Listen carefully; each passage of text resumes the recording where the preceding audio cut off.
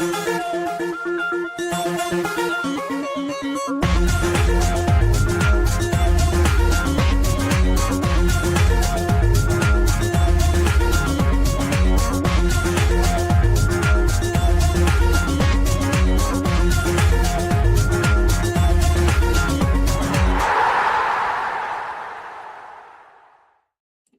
evening, good evening, good evening. Who promises you a date to the finest Italian restaurant and tells you to bring your passport, but ends up at Sbarro's in Perth Amboy in New Jersey with a napkin and a free Coke? It's us. American Scouser TV, Thursday Night Podcast. That's the Tinnipa to the cool kids. It's just two of us tonight. It's John and Paul. It's the John and Paul of the Ball Beatles. Brian and myself. Brian, how are you? I'm good, but tired, but good. The other lads off doing domestic things tonight, so it's just left up to us to keep the fort. And this is what we shall talk about tonight: a little bit about the international break and what the hell is it all about, and why do we have it, and where are the friendlies? When we only had 3 friendlies a year, and then 1 or 2 competitive games. But now we're stuck with this nonsense. So 1 week without proper football, but maybe that's for the better for Liverpool. Last week we discussed the defensive side of things and back to basics and fundamentals. But on closer examination, the stats, maybe we were a bit too hasty. We will talk about that as well. And then we will celebrate the 10th anniversary of the man who gave us our respect back and the league title. Jurgen, what's his name again? Forgotten. It's some sort of German name. Jurgen Satzenbrau. That's what it was. Jurgen Klopp, of course, the man who gave us not just some of the best moments of our lives in the last probably 20 odd years or something like that outside of Istanbul, but also the aspiration to improve our own teeth and hair. If we want to do that, it worked for Roberto Firmino, so why can't it work for us? Especially me and my European teeth. So let's talk about this international break stuff, Brian. I mean, I look towards the weekend. The weekend I have to work as every weekend, but at least I didn't have to work till the afternoon, and looked at the game schedule. And there's nothing to watch. And even if there was, if I wanted to watch Ireland play Portugal, I wouldn't be able to because it's not available over here, I don't believe. It's not even a restful break, really, is it? Because the players don't get to rest. They got to go off and play. And we don't get to rest because we have another week to worry about what crap we'll have to deal with. What's your feelings on international breaks? We've heard them before, but, it's getting a bit ridiculous, isn't it? I mean, I complained about it last time right there about the stop-start right there that we had right there this seasons with these international breaks, because we had the one that's back in September, and now here it comes back, and we have another one in October, and then isn't there another one scheduled for, I think, in sometime like in December, like late November, December, something like that. So, I mean, it needs to be like a block right there of time right there that's set aside right there for qualifications, friendlies and stuff like that. But constantly doing a stopping, starting in the season is just, it just kind of messes with the rhythm and flow of teams. I mean, right now it's probably a good thing for us right there because we kind of need to mess with this rhythm and flow that we're in at the moment. But I mean, I'm not an international footy fan, so I mean, I'll look at it every once in a while, but it's not something that I watch. I don't like the game flow. I think it's a lot of piecing together players right there and just seeing what happens kind of thing. And being in the United States right there, you get to suffer with whichever manager is going to come up next. It's going to cause a mess. Now, one possible positive thing about international breaks is players that are out of form get to go away to their countries. I do remember Jack Charlton in the 80s saying he didn't really care what a player's form was in their clubs. If they were having a bad time in their clubs, as long as they were doing it for Ireland, they'd still be selected. You could occasionally see, sometimes a Liverpool player at that, because there was quite a few at the time, but a player being a little bit out of form at the club, going away to Ireland because it was a successful Ireland team playing with a very definite, although basic game plan, having success with it and gaining a little bit of confidence from that and going back to the club and then bringing that confidence on. I'm going to show a little picture here there because apparently this guy here in the middle, literally walking like an Egyptian. The Bengals in there somewhere trying to find some way of copyrighting that and getting some money. But scored 2 goals against Djibouti, I believe. He's not had a great time of it so far, and got, I believe, a little bit of a calling out by the manager just before everybody broke away after the Palace game. Scoring it for your country, and another situation where he gets a little bit of a calling out all the time by the fans, I think, from the Egyptian fans. But, to kind of break that duck of not playing well, getting 2 goals, that confidence might get brought back to Anfield, mightn't it? We may need a confident, goal-scoring and happy Mohamed Salah going into the Man United game. What do you think? Oh, absolutely. I mean, it's an asset that we've had for so long right there that we know he's a proven goal scorer. I mean, in this league. So to have him on good form right there is all the more positive. I mean, so I guess the one thing with Mo right there is to try to find that rhythm and try to find the actual where that the whole thing with having that player that left here last year, knowing exactly how he came in there and actually makes his runs. It's a lot more familiarity right there with the fullbacks and and with the midfield, because I mean we basically get there. You think that we've thrown all our new signings on the pitch all at the same time. And so it's like something we talked about last week right there with, we really haven't fully vetted them or blooded them in right there. Just naturally, we just said, okay, here, I'm putting players in the spot right there and let them run and see and figure it out. Sometimes it's not the right way to do things right there. Sometimes you need to ease players in right there so they get used to what the other established players on the club have already done. And so it's kind of a little bit more of a case like that. I mean, and plus, in most defense, he's had three different right backs already come there and play with him at one time throughout the season. I mean, so how can you really get a good rhythm right there and actually a relationship with your right back when you don't know what their plans are, what their runs are, just different things like that. So, yeah, I mean, I think it's going to take a little bit of consistency of at right back right there to establish that relationship back with Mo again. Now, one of the things we talked about last week was about going back to basics and the fundamentals of the game. And one of the kind of key traits of international football, if you listen to international coaches, and again, I hark back to him because he's a sainted man, and I've named both of my nipples after him. Jack Charlton at Ireland was always about. He used to say one of the reasons he had so much success with the Ireland team was because he didn't complicate it. He went when the Ireland the players that played in the English Championship went to the Ireland camp.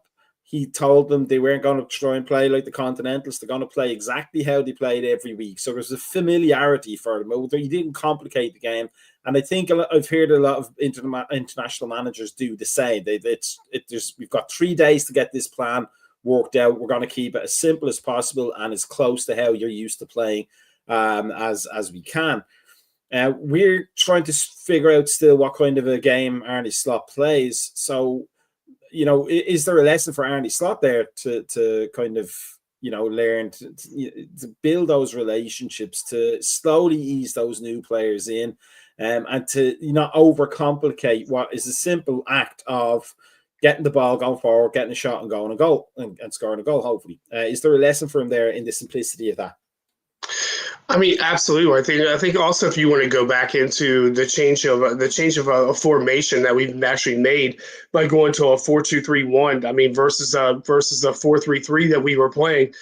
So I'm playing underneath of Klopp and stuff like that. It's a lot of adjustments there to go that. Especially if you think about most teams right now are playing somewhat of a modified 4-3-3 for the most part now anyway. You would think that would be something that you would kind of gear yourself toward. I think the only problem right there is that the pieces that you bought over the summer right there are not established for a 4-3-3. I think you bought pieces right there which you bought a central attacking midfielder who's more of a free player as a number 10. So you bought that player right there who doesn't really mesh into a 4-3-3 type formation. So again, it's going to have to be like Arne Slot actually looking at the tape and trying to figure out what exactly he can accomplish with these signings. Yeah, that's a good point there, Mr. F or Mrs. F even. I don't want to be misgendering anybody here, but outside of the scope we're talking about right now, which is the international break, that's a good good point to bring back up in a little while. But in terms of the international break, like Florian Wirtz, for example, not having the best of times. I saw something in the internet gossip web pages there about, told he either did an interview or he told a teammate who told everybody else that he's a free roaming number 10 and he's not really into playing out on the left and stuff like that, which is fair enough. I've never been one to try and put players into positions they're not comfortable in. I just don't think there's any logic to that. But going away to play with the team that plays him in the exact position he wants, it's something that he can go back to Arne Slot. If Germany do well, and go, see, this is what I'm talking about. Put me there, and I'll do the job for you. Is there a point to that? Do you think for players like Florian Wirtz to play their natural game and show what they can do, so that they can talk to the coach and say, look, if you want the best out of me, you got to do this? I mean, that's causing a stubborn. So as we talked about previously there, that most Dutch managers are system stubborn. So they actually have a system. They actually have the players right there who fit in those roles, and that's the position that they have to constantly play in right there. To actually go there, recreate a role right there for a player right there, it's going to take a lot of Arne Slot to actually go in there to break away from his mold of how he plays right there to have that happen. So, I mean, could he do it? Sure, but I mean, is it likely to do it? Probably not. So, I mean, again, we talked about this last week. The manager right there basically is stubborn. I mean, he's stubborn. He's running his system. The word is Dutch. I think that's exactly. So yeah, I mean, it's it sometimes takes you for actually to go back and learn and actually relearn yourself and see what actually goes back to.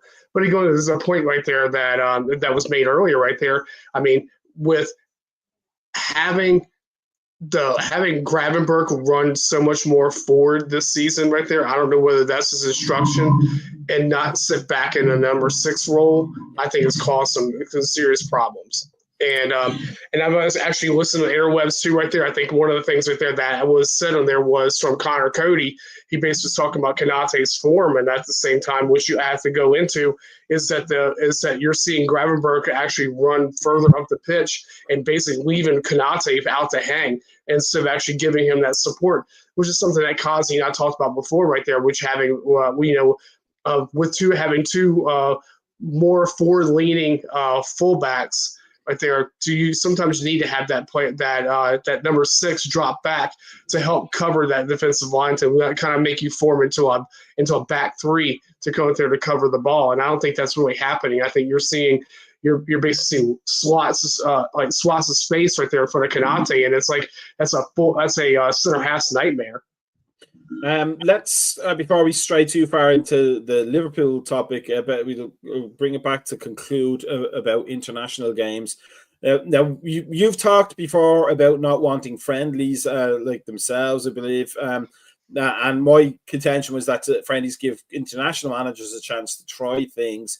But do you think, certainly in the European game, with that Nations League and with qualifications for the UEFA European Championships and the World Cup, the lack of just genuine out-and-out friendlies means that international managers are forced to play their strongest players and their strongest blends, which increases the risk for us club fans that our star players might get injured. Whereas before, if you had 50-50 genuine, we're just playing Brazil because we want to earn some money for the association, and we're going to play the first teamers for the first 30 minutes, and then we're going to play some new guys that we thought might be able to do something for us for the rest of the game. And if it's 5-0 against us, we don't care.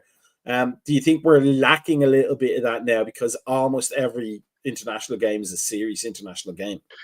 I would take a non-serious friendly in a heartbeat right there, but I think like I agree with what your point says right there. We're making competitions right there, which actually gains the international the international bodies like UEFA to gain more money because they're creating competitions right there, which actually drives up people to pay to watch these competitions and actually has people go to these competitions and knowing that it is a for something right there. Again, just going out there and playing like like the old English Scottish friendlies that used to happen every once in a while. When was the last time you saw a friendly like that happen? Even though they're never friendly, but when was the last time you saw something like that? When was the last time you saw like there used to be a competition right there. I remember you probably know with the where Northern Ireland, Scotland, and England all kind of played each other like in a little kind of like a little small like a tournament kind of things like that. There's like inter friendlies that happen like that. So why can't we go back to having something like that? So, I mean, I think you're putting so much weight on these players' legs, so much time on them right there to actually move them around.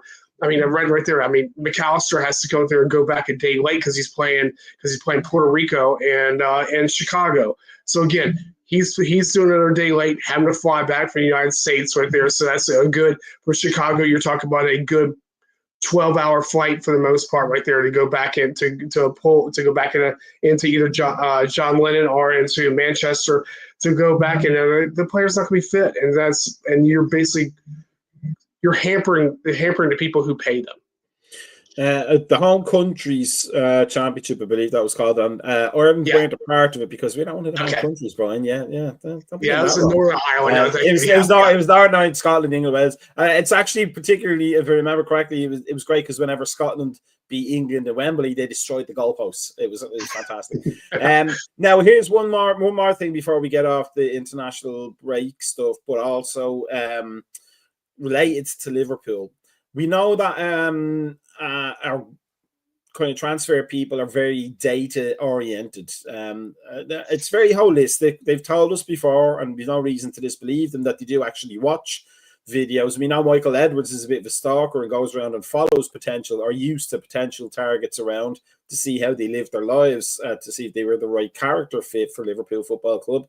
But do you not think one of the data points they should be looking at is an international player's international team? So you can get a McAllister who's the European version of McAllister, who has a 45-minute flight from Holland back to Liverpool or something like that, instead of a 6-hour flight from JFK to John Lennon Airport, and then jet lag after that, a day's recovery, and then having to play against Man United the very next day. Do you think that may be something for the transfer people should be looking at? Is this worth the sacrifice for this particular player to have to be South American, essentially? But also you have to look at right there, what is the up value right there of that player? I mean, we paid 35 mil for McAllister right there, who now has a value of 90. So you're looking at those same exact things right there. It's all a money game. But we could have got Marcus Rashford for $10. He could have got it exactly, but I mean, again, it's all a money game right there. It's all right there of what's the potential sale value of that player, and what is the asset that can be made of him. So again, McAllister right there, you're talking about easily 90 to 100 mil midfielder right there versus a 35. So you have 65 mil profit that you're making off of that player. I mean, with a European player right there, I mean, you're talking about potentially right there about 50, 60 mil for a solid like utility midfielder that's actually got recognition. I mean, and then what your sell value right there is probably going to be maybe 10 to 15 more out of that.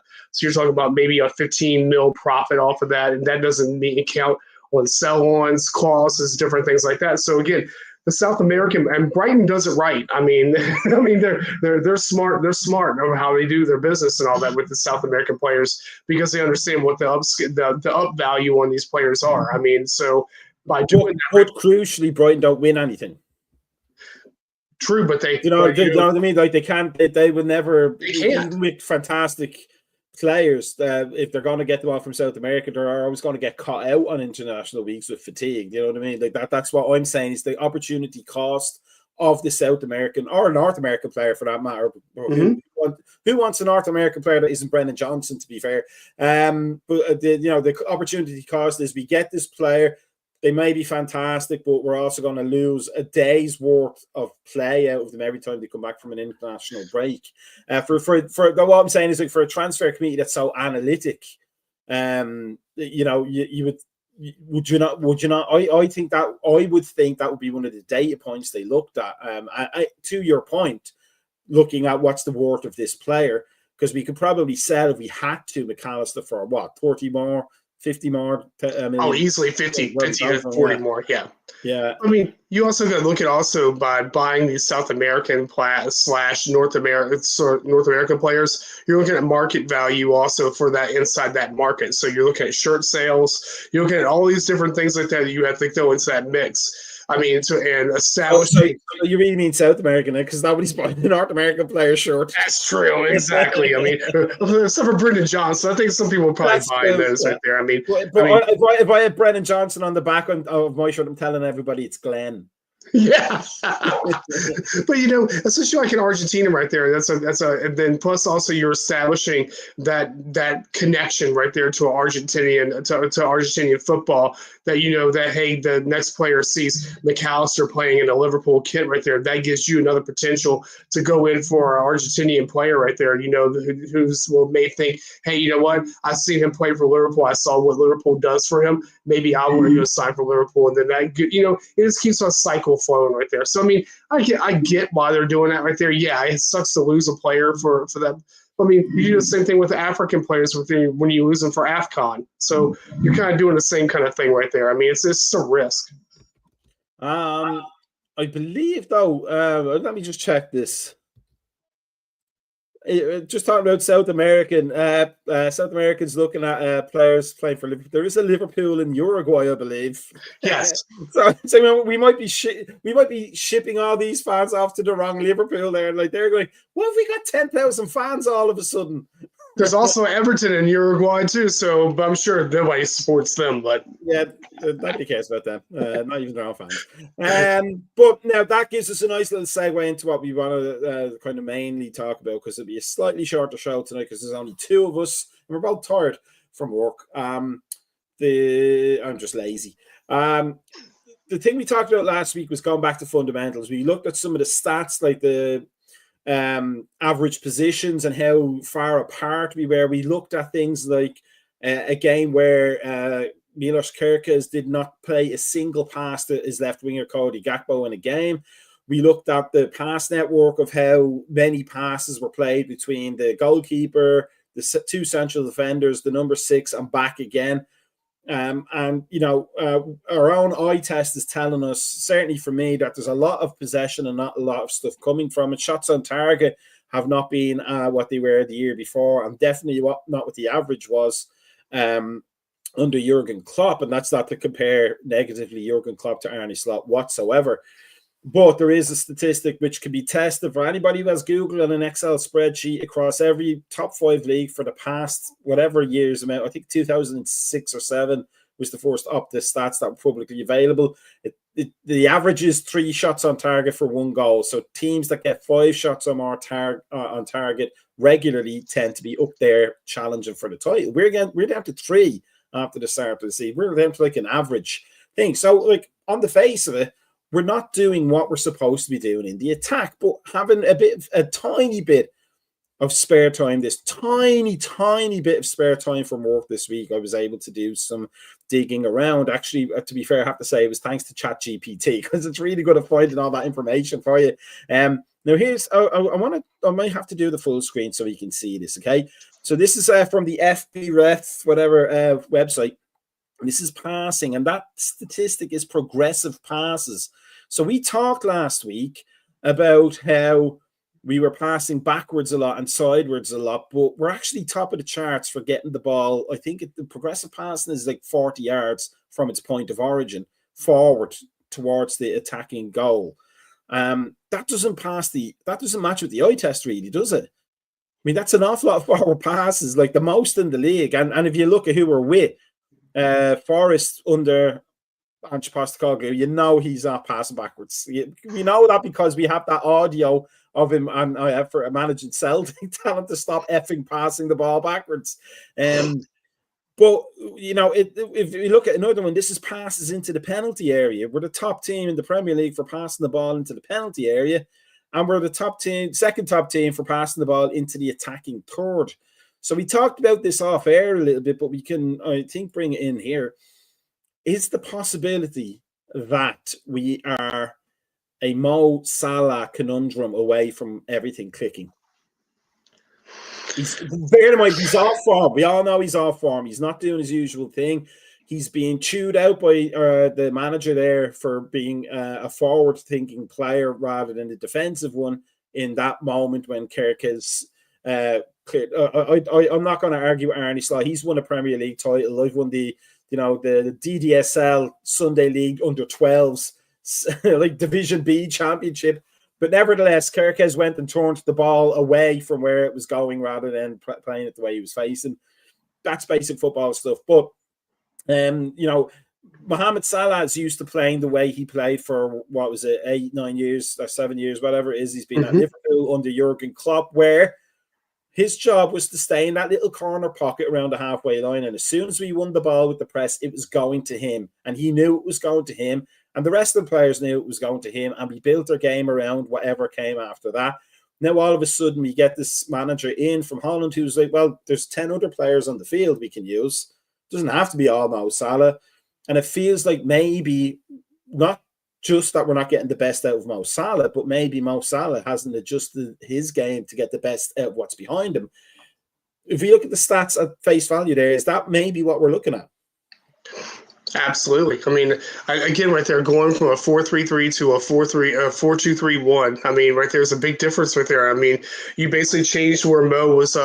You basically changed where Mo was positioning on the pitches right there, because we talked about this before, right there, where Mo has gone a little bit more inside on the right side than actually you said hugging that pocket right there on the outside of the right side. So again, it changes right there because you also have Frimpong, you have Bradley making runs that are not the same exact runs right there that Trent made. Because if you watch Trent the way he did, Trent actually ran right there, but actually he ran toward the inside of the pitch right there, leaving Mo out there toward the outside, hugging the touch line.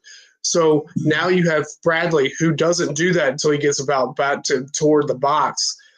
And that's it. Frimpong actually does the same exact thing. They're very similar type players, but Bradley and Frimpong, in my opinion, right there. I mean, the way they play, very forward advancing, and they're also good, but they stay on the touch line and they run themselves back in toward that, looking for either a cross or looking for that player that goes through there.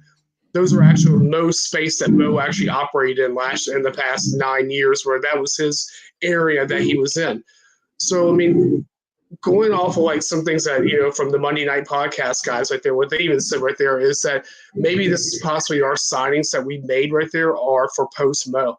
I mean, this could be a post-Mo club right there. I mean, that we have Mo one more year as more of a transitional type player to bring everything back bring everything into place right there. But you may be looking at for the future right there, something I talked about right there, where having Isak with Ikitaki playing behind him and having a more rigid like actual midfield versus having a more dynamic actual spread out pattern, which you have with the 4-3-3. So again, with Mo right there, it's hard. It's hard for you to go there and tell Mo that you can't play that to bench Mo. It's a hard thing to do because he's an icon for us right there. It's like it's like holding one of those players. It's like Cristiano Ronaldo at Real Madrid or players like that. That are Manchester United when he came back through here, where you saw that he's an icon player that you can't go there and tell that player, hey, guess what? You're going to have to come there and sit out a match so we can try things out. So it may be a struggle for a bit right there until Mo can adjust himself right there. But I think this is probably the writing on the wall right there of next year probably will not be a Mo Salah in a Liverpool kit. Yeah, let's do something that we tried it before. Let's see if it works now, just so we can get a bit more of a visual to it. So this is pretty much more or less how we played under Klopp. So we had like Mo would be up here, he'd pretty much be up here. We actually, it was a bit more like this, really, wasn't it? Because because Firmino was more of a what you call a false nine.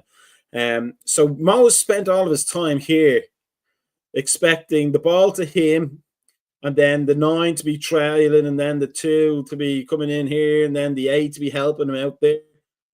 But now all of a sudden, this is what. Let's just do it this way. This is what the new manager wants, which means he has to be getting back here a lot more, doesn't he?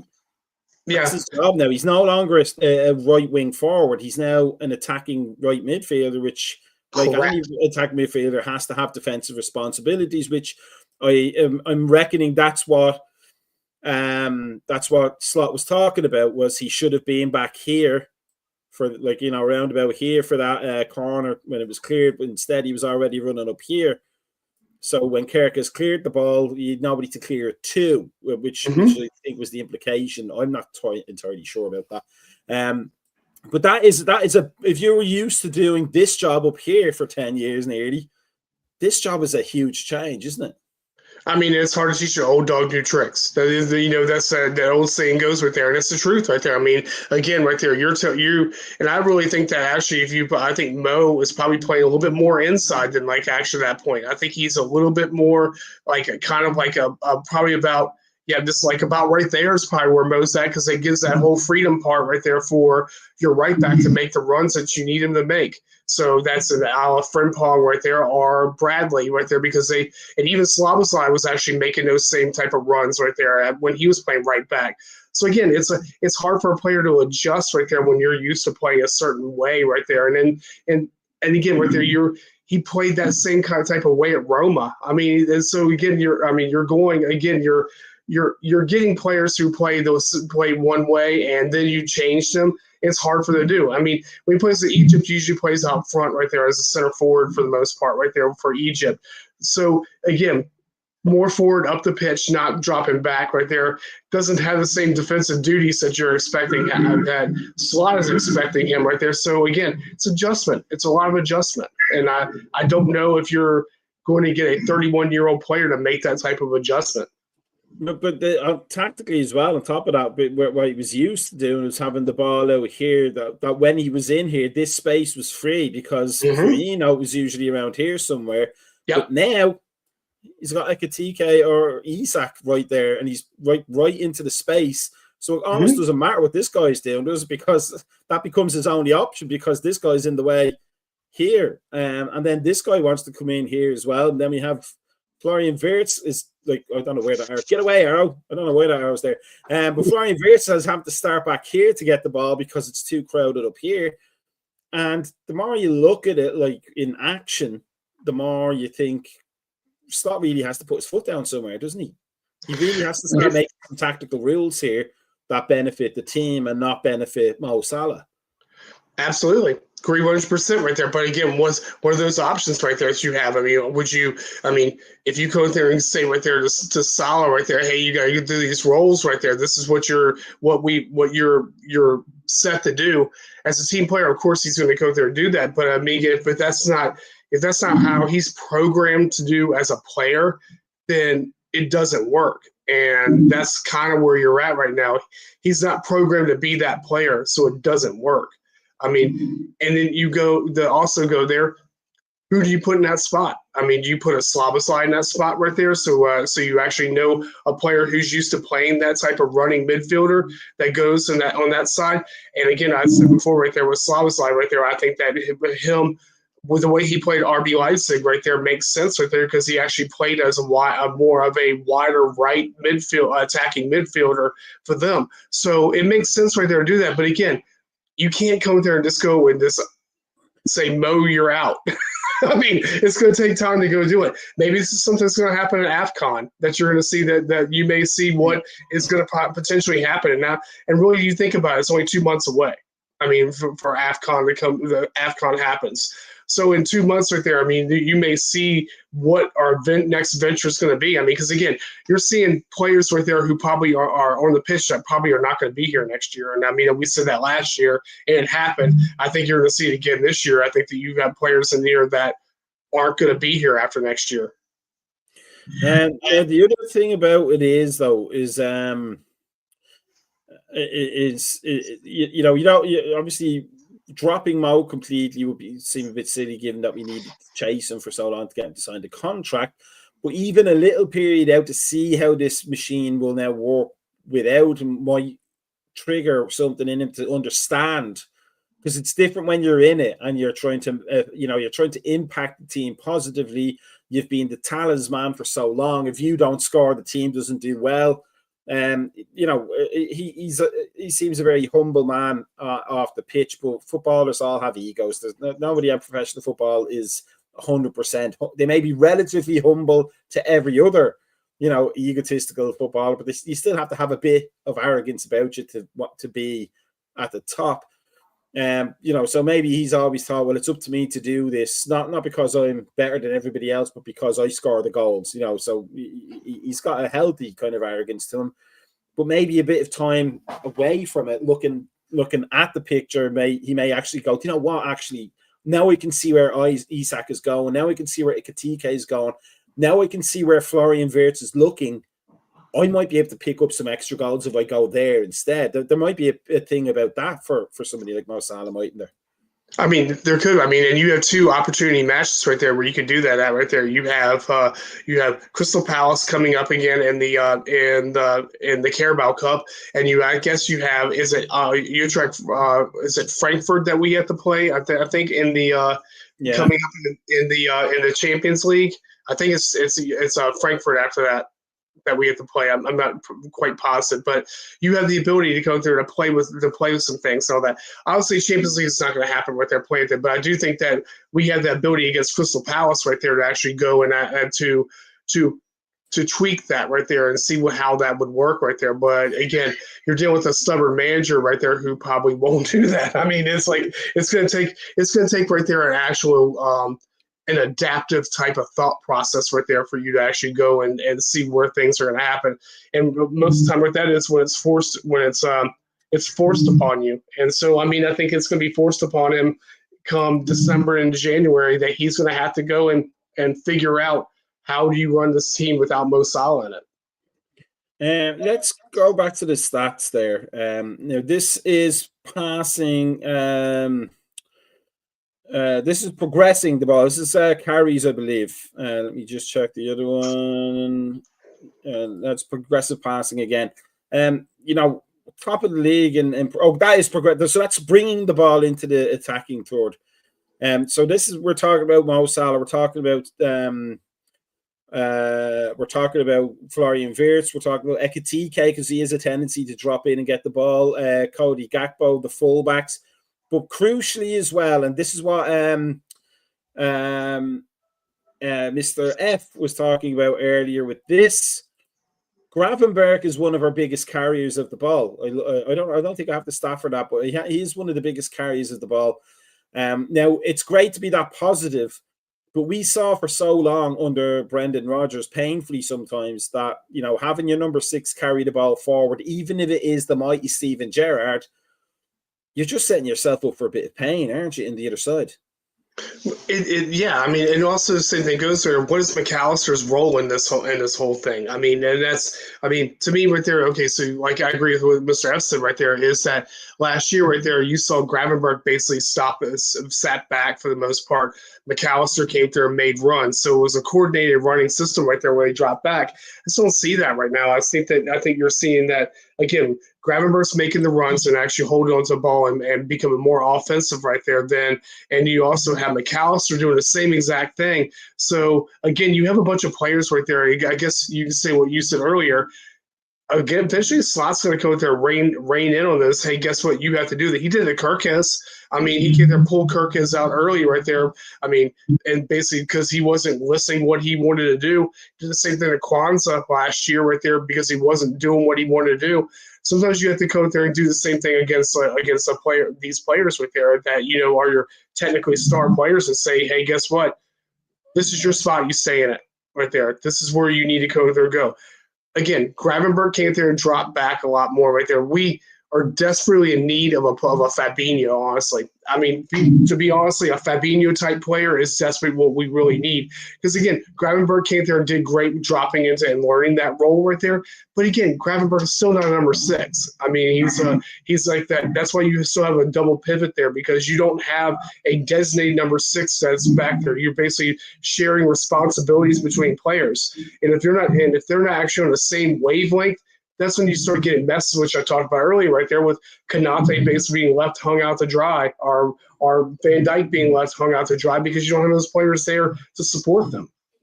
Let's look at this one here, because I think it's an interesting one. It's passes that lead to a shot. Now the scary thing is, number one, we're the best in the league, but number two, Manchester United are really probably a striker or two away, goal scorer or two away from being really good again. Or better than they have been, and then passes that lead to a goal. Again, so everything that our eye test told us last week that we were talking about, and all the complaints we have in the Discord channel, which everybody should be signed up to. If you're not, and if you're not liked and subscribed to this channel, well, then you're just not one of the cool kids like we are. You should be shaving your head so you can, and maybe growing a bit of a beard, and that's just the ladies. But we look at the game and we say we know the game, and it's kind of a shame because he's not here this week, because he's such against the stats. But this is why I like the stats, especially for me being involved in the game for so long, is that you can think you see something, but if you look at the stats afterwards, you can go, oh, okay, maybe like my bias and my perception wasn't exactly what was happening on the field. But it does seem like we may be, especially kind of in the emotional aftermath of losing 3 on the trot, which is not something a Liverpool manager should do. But you want to look for all the faults in the world. You want to, the driver didn't take that left turn quick enough or slow enough, or the orange juices were at the wrong temperature. You're always looking for a reason. But if we look purely at the stats, they kind of tell us we're doing okay, don't they? But the manager has to start making some tweaks. Yeah, I mean, again, right there, I think that you didn't have Ekitike for who was actually on a pretty good hot streak right there. You didn't have him for a match right there that cost you that ability to go in there to bring him in. You have Isak out there who's never had a full preseason right there, where you're forced to actually go there, put him in, even though because every player's going to say I'm fit for 90 minutes right there, but because they want to play. But again, you're still, without having a preseason right there, and also just getting blooded at the last minute, you're still not ready to go there to go through this. Again, like we talked about earlier right there, it's actually putting the players that you had, that you're tried and true in there, and get them to go through, and then blooding in these newer players in there. I mean, we saw Robertson go there, basically has been dropped for the most part right there. I mean, in essence right there, where you probably could have had Kirkus sit back for like about 2 matches right there and let him go there and actually go and observe the game, kind of get himself into the to see what other players' movements are, to see how Cody Gakpo worked, see how Ekitike worked on that left hand side, see how McAllister's relationship with Robertson came with there. And those are things right there in play that you have to actually look at to observe, and so you can put yourself back into that situation. And you're not doing your other players, these newer players, justice by just dropping them in there and say, "Hey, make this work." I mean, it's we said it last week, but it's when you say that like that, it still kind of gives me that in a slight impression that Arne Slot doesn't know what to do with having this many good players. Really, it's like he wants to play with all the toys on Christmas morning at once, doesn't it? Yeah, I mean it's like the boys' best Christmas in right there. I've got the GI Joe aircraft carrier. I've got the new Transformers. I've The got all these Commodore, I things. mean, you get Yeah, I've got all these things right there, and it's like, what do I do? I can't just play at this. I can't. I gotta play at this. I gotta play at this again. But sometimes right there, you have to go bring out that old toy right there, the tried and true old toy, and play with him and get your and bring yourself to play with those players to see how they fit inside right there into the system right there. And sometimes it may be your system doesn't work with these players. I mean, it goes with that. and let's just point out that if we are playing with old toys and usually broken toys, that's clearly Ibu Kanate is the broken toy. That never works properly. Now, before we move on to the last thing, it's a good long way away. It's a whole week away. But do you think, for the manager's point of view, and with all the things we've just talked about, and he can't not be aware of that? I know we have Mikel Arteta constantly coming out about expected goals, and it's a valid metric. But we also know that Mikel Arteta is insane and an excuse maker. But for the manager, we do know he is adaptable. He has changed things in game. But this international break, do you think do you think, from what we know about him in a year and a bit, that he's taken this time to look at things, to analyze things, and to say, okay, this is not good where we are now. Here's what I need to do to make it better, because if I lose to Manchester United, we're going to be in a bit of trouble. There's not a PR team in the land that's going to be able to save me hide on that one. At the back, certainly, Man United are a dreadful team, but they also can, as we saw statistically, they can hurt you if they get it right up at the other end on the day. Do you think Arne Slot is that stubborn? Is he Louis van Gaal levels of I know more than everybody else, or is there that tiny bit of humility in him? That he's not entirely Dutch. So maybe I got it a little bit wrong. I mean, I don't think he's at Van Gaal level right there, because I think Van Gaal just drove the whole system right there. No matter what it was, you were playing that system right there. And if there. you didn't do it right, Ryan Giggs was getting a slap in the back of the head. Yeah, gone. I mean, but I think that you can see right there, because even with Van Gaal right there, he never made tweaking changes right there during matches, the way that Slot does. I think Slot knows when something's not working, that you have to change it. I'm sure during this whole international break, he's looking at tape and looking through there. Honestly, at my opinion right now, I don't think that the 4-2-3-1 works. Right, it works at the moment. I just don't see it. I think that you're basically. This goes back to what I'm talking about. What the whole statistically, it seems to be working. We're just not converting at that end. Correct, but again, right there, that also speaks right there that you have an isolated number 9 right there who's not getting the ball. So I mean, but that's what I mean. Like, it's crazy. Yeah. Our eye test tells us the number 9's not getting the ball. The number 11, the actual squad number 11, isn't as effective as he has been for the last 9 years. But the stats tell us we're doing something right in there. Like, it's correct. That's correct. That's why he's getting the big bucks right now, because he should be at home. He's probably watching us, but he should be at home right now watching like game footage and looking at the stats and going, why are we so successful in the math, in the algorithms, but we lost 3 on the bounce? It's such a weird dichotomy, isn't it? Like, the stats tell us we're doing great, but the results don't. Exactly. I mean, and you can look on there. I mean, look at shots. Look at, like you said, look at your stats right there. Shots for. I mean, that's another stat right there that we have right there, that we're actually leading in those situations. You had 2 matches right there where you had bonehead mistakes right there that cost matches. And I mean, I just want to say right there, and it's not really, it's set pieces are a serious problem. And also long throws are a serious problem. This common defending things right there are problems right there. Against Chelsea right there, that ending right there was a mess. Against Crystal Palace was horrible right there. I mean, there was, both those matches were poorly defended. Were poorly defended at the end of those matches, and so your simple mistakes right there have cost you 6 points. Two simple mistakes cost you 6 points right there. And I think that even really, I mean, against Galatasaray, that was just a mess anyway. I think that you can go back to looking at officiating. You can look at a whole bunch of different things right there with that. But again, we were ineffective in that front right there where we didn't score. But these simple mistakes right there are the ones that are killing you. I mean, that's it costs you 6 points in the league right now. There's one simple mistake in each match. Yeah, I mean, like Carstens at one end, but we also seem to have stopped scoring as well a little bit, haven't we? But it goes back to right there. It goes back to not getting an isolated number 9. I mean, again, right there, you have to figure a way to go there and unlock that situation. I mean, even the point right there, which I talked about, was having Ikitike play off of Isak. Or something like that, where you can use those two players right there in tandem.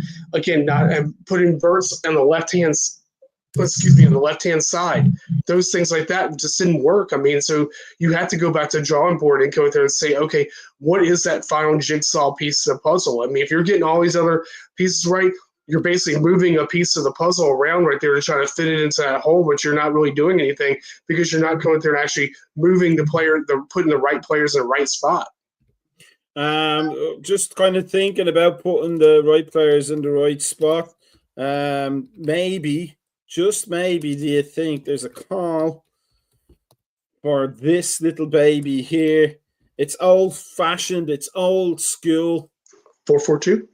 Oh, my word, you have read my mind. You have read my mind. Where's your screen there? I think we've all talked about it. Look at this baby here. There we go. Look at this baby here. No Salah at all. Szoboszlai where he should be. Cody on the left. Graven Wirtz, because Wirtz can be the box-to-box creative guy. Isak and TK.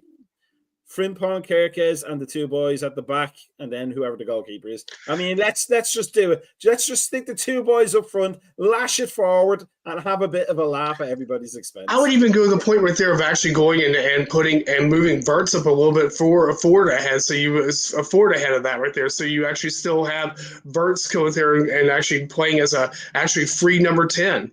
I mean, the old Gerard Houllier 4-1-3-2. Yes, yeah. Except with Grav instead of McAllister and Wirtz instead of Gerrard. Yeah. Actually, it was Gerrard. Smeeter and Berger were the two wingers, I think. Yeah.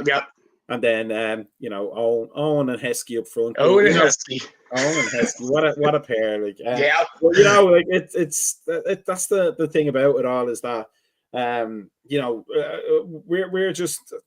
we're just handsome devils, but Muppety handsome devils nonetheless on a Thursday night podcast talking about this. Whereas Arne Slot gets paid to do the job. Now, one man who did get paid to do the job did it admirably, did it fantastically. We all love him. There were calls for him to come back from some sections of the internet. He should enjoy his holidays forever and ever and ever. But this lad here, Jürgen, as that great little sketch there when he did the impression of the Scouse journalist. Jurgen Klopp, 10 years since he became Liverpool manager. The death knell for Brendan Rodgers being basically a series of draws when you think about it. He wasn't doing terribly badly. It was only 8 games in, but still not enough for Liverpool Football Club, and the downhill slide was there to be seen. And then this man came up and told us to become not doubters, but to become believers. And believers we did become. We're a year and a bit removed now from him leaving the club. It was an emotional day. I think like seeing Kenny Dalglish in the manager's seat once more was probably the last time I got emotional about a Liverpool manager. Since Gerard Houllier maybe, or when Gerard Houllier dying actually, but Jurgen Klopp, like that was a big emotional day, and it was a measure of how much he did for the club and how much he did for us fans. He's never going to be remembered unfondly unless he goes and manages Manchester City or something like that, which is not going to happen. But I watched the other night it was on a reel or something like that, and it was Liverpool. It was the Liverpool Leeds 65 Cup final. Somebody has like good highlights of it, and it was like watching a much slower version of a Klopp team. It was just very direct, very tough, very hard. They were one of the fittest teams in England, if not the fittest team under Bill Shankly.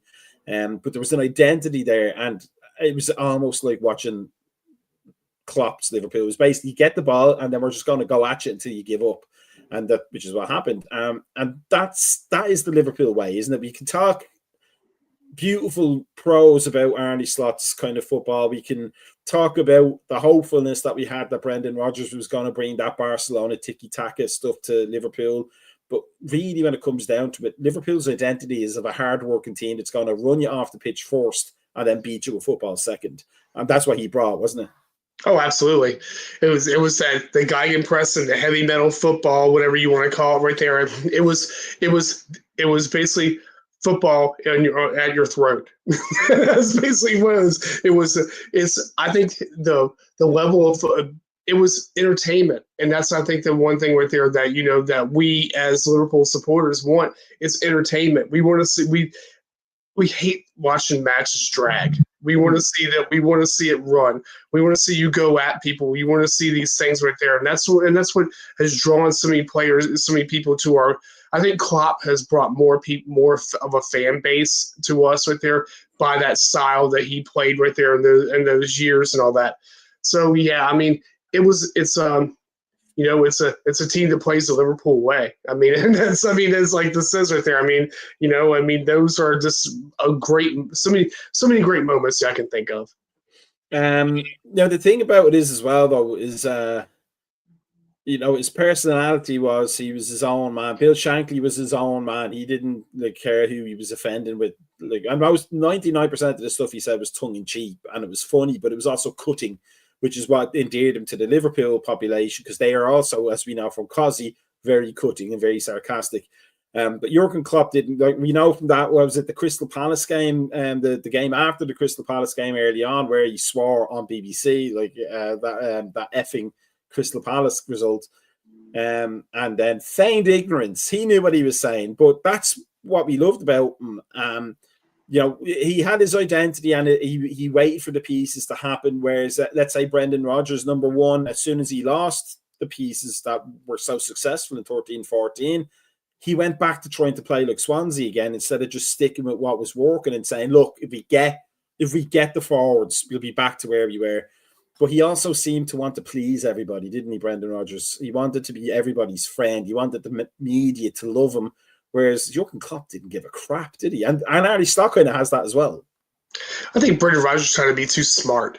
He tried to outsmart everybody and all that, like that stupid envelope crap right there. That's still that being Liverpool like thing. I never have watched any of it. By the way, I saw the one little clip right there where he brought with one player's not going to make it. That kind of crap like that. I mean, and you never saw that right there. You knew. With Klopp, you knew who you were and what you meant to him and how fast you were to go out of there. I mean, we know by watching Moreno how quick Moreno came there and left because I mean after the Europa League final right there when you saw him basically just get burned 3 times in there right there, you knew, hey, guess what? You're not going to be here much longer, my friend. I mean, those things like that. But I think the one thing about Klopp got us. I think he got us. He knew who we were. Again, working class. I mean, and those are things right there that that players like that get. Dortmund's a working class club. I mean, and before them right there, he knows these type of the fan base. He knows these things right there because we're not very far off from what he's used to playing with and all playing for and actually managing. So again, it's like it was a match made in heaven right there. And I knew as soon as I was so giddy, I'll tell you right there when that press conference happened 10 years ago for yesterday.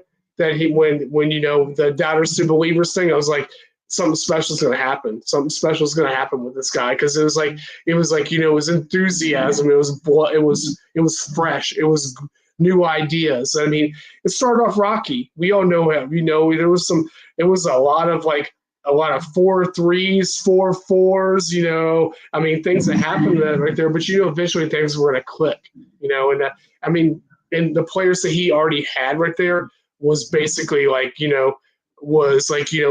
you had Bobby Firmino right there, who was bought under Brendan Rodgers, who he didn't even know how to use. And then all of a sudden right there, Klopp's like, I can use him. He's a perfect player, and then you get the legend of Bobby Firmino.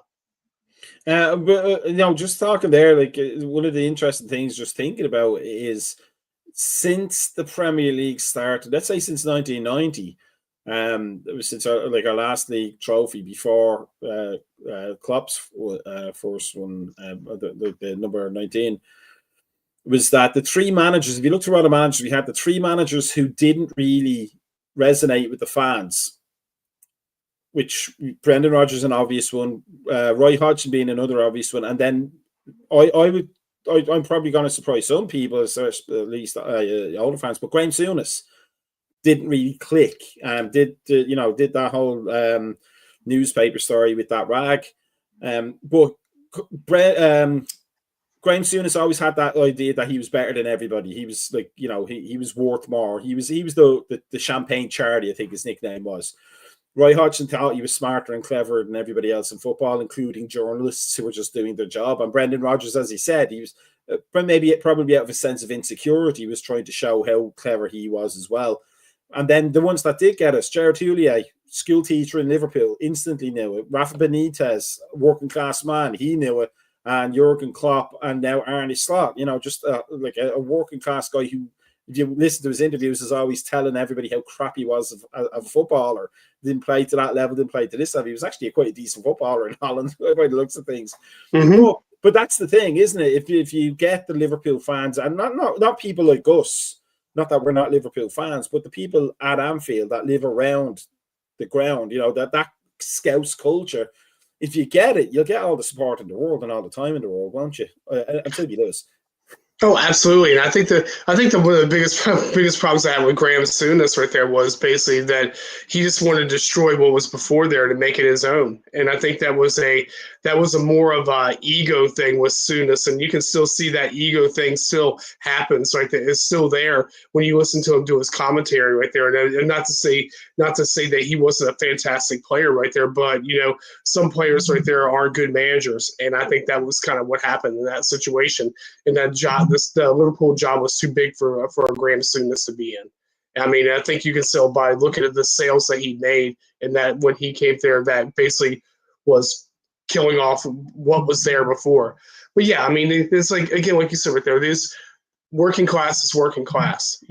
I mean, it's you understand where people come from, you understand the culture, you understand where that is, and all that. And let's bear in mind that Graham Souness was from Edinburgh, I think, which is posh Scotland. Yeah. Yeah. But yeah, so again, right there, you're dealing with people who actually work there, and I mean, again, right there, these type of managers click. I mean, when Houllier was there, right there, he clicked. I mean, Benitez right there was, again, a person who understood, who lived in the city, who came there and actually, is still reveled in the city right there. I mean, both him and his wife right there are both still, for the amount of, to remember watching him during one of the Hillsborough, ceremonies, memorials, watching him cry. And that right there, that means a lot right there. That's something, you understand us, you understand our emotions, you understand these things. And then, I think that's why you have this successful managers right there. But, again, Klopp is probably one of those type of managers right there that only come across every once in a while, that has that type of enthusiasm, that type of drive, that type of thing. And I think that Arne Slot has bits and pieces of that, but he's more practical and he's more Dutch. Yeah, very true. And now, last question before we wrap it all up for tonight. Do you think Jurgen Klopp will ever return to club management? He may do something international with Germany, but do you think he'll ever return to club management? I don't know. I think when you get a put, he's still fairly young if you think about it right there, as far as in that situation right there. But you've won everything for the most part that you can really think of right there in the club level. It would have to be a job that would be worth the challenge right there, that has these things that check off all the boxes right there that you would want right there. I mean, if you're going to be, say, for instance, right there, if and there isn't, he'll never manage in England again. We know that. That's not going to happen, because he's not going to go back and manage Liverpool again, and which means that he's never going to do it. But you could see maybe possibly like Spain. You could see him like an Atletico Madrid. I could see things like that. Maybe another working class, like anti-establishment type of football club right there. Who doesn't abide by those royal standards and things like that. So I could see maybe, but more than likely, I don't think he's going to. I think that this Red Bull venture that he's got. And, he made the comment in an interview that that he never, about the weddings, that all these things that he missed with his families and friends and stuff like that. And sometimes when you get the taste of that, you don't want to go back to it. I mean, so I think that international maybe, but again, international football in Germany, being that manager, that's a poison chalice. I mean, with it. I mean, if you don't go there and actually go, and you can look at Lowe. I mean, about with him right there. I mean, with what he accomplished and how quick they were like, okay, you're gone. I mean, again, he's not going to go manage anywhere else but that. I mean, so I don't know. If you are watching this Jurgen Klopp and you want to, take an underdog team by the scruff of the neck who's anti-establishment, St. Patrick's Athletic in Dublin. St. Patrick's Athletic, do it. You want it. So with that said, we said we were only going to do 45 minutes. We did an hour and 5. That's because we're the best ones, Brian. We are the best ones in the whole American Scouser TV universe, and everybody knows it. The handsomest and we're the best ones. So with that said, if you were watching and if you enjoyed what you saw tonight or listened to tonight, and if you want to find more content from other bald-headed middle-aged losers, do this. Follow us on YouTube. Follow us on Facebook, Instagram, X, formerly known as Twitter, and Blue Sky. And TikTok now, I believe, we're going to be on as well. We also have a Patreon. But for me and Brian, we've been working hard all week. We deserve a little bit of shut eye, a little bit of late night crosswords in my case, because I like the old crosswords now. I'm getting old, like the parents. No games this weekend, so there's no morning coffee tomorrow morning either, I believe, because it's International Week and nobody cares. But we will be back next week, and we will have a Manchester United game to look forward to, and lots more angst, anxiety, and ass flapping about that result for everybody to discuss. So, Brian, thank you for joining us tonight. Thank you for everybody who commented. Thank you for watching. Peace out. Look after yourselves. Here comes some funky music.